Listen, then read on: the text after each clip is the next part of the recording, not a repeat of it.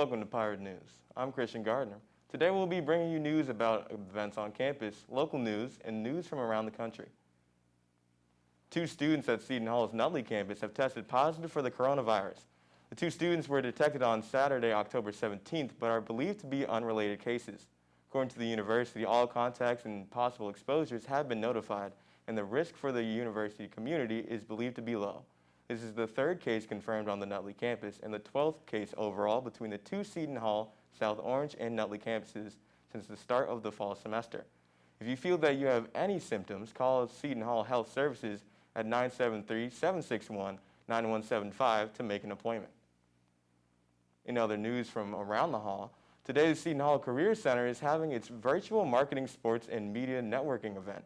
Interact with multiple companies from the comfort of your own home with representatives from the NBA, NFL, HBO, MTV, and many more. This networking event brings together professionals and Seton Hall alumni from the various communications industries to share information about their respective fields and job functions within their organizations. You can register online by going to SHU Portal, entering the Career Center tab, and finally attending through the Navigator. The event starts at 5, open to all students and alumni. Now we'll head over to Louis Pasculli with your sports update. Louis? Thanks, Christian. I'm Louis Pasculli, bringing you the sports update. The stage is set for the World Series as 2 number 1 seeds battle it out for the Commissioner's Trophy.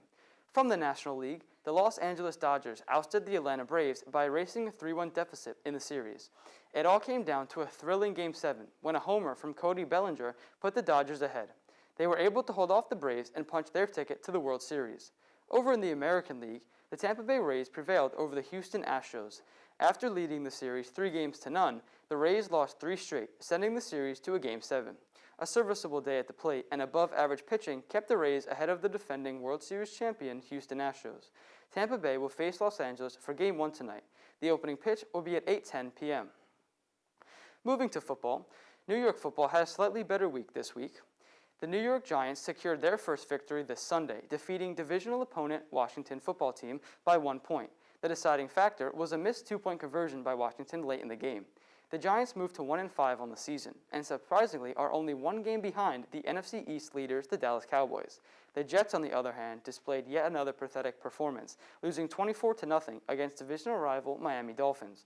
Comparable to the bad news Bears, the New York Jets showed no signs of competing as they compiled a pitiful 3 passing yards in the second and third quarters combined.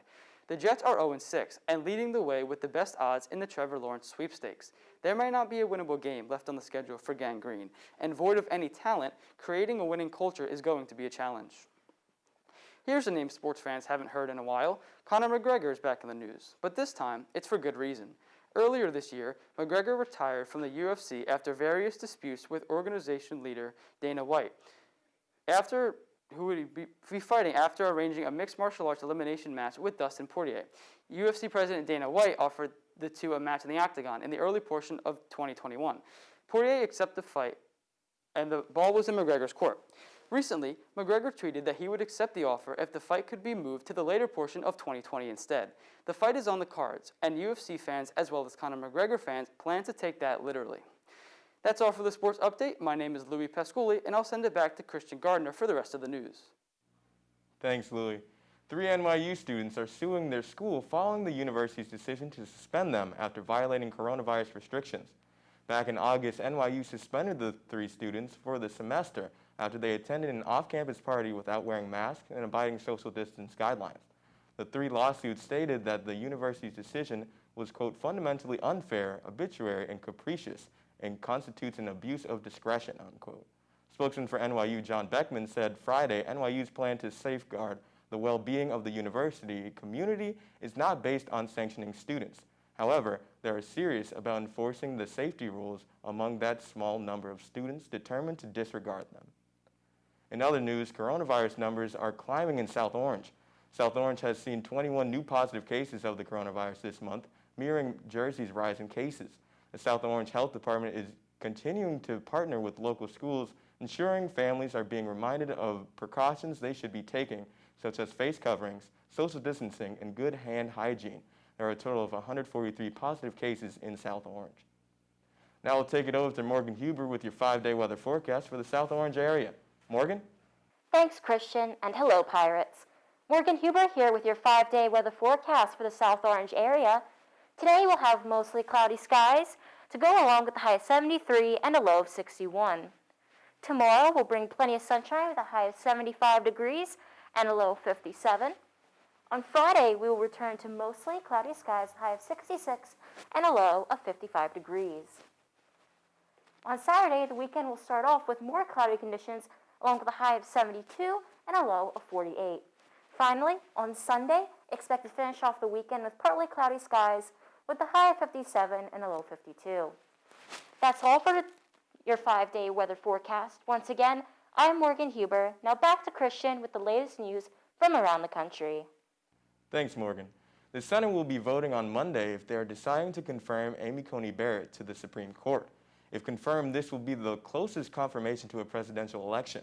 Back in March 2016, the Senate decided not to vote on President Obama's justice nomination, Merrick Garland, following the death of Justice Antonin Scalia. The Judiciary Committee is expected to sign off on Barrett's nomination Friday, and the Senate will hold a procedural vote on Sunday. She's expected to be confirmed by receiving votes from the 53 Republican members of the Senate.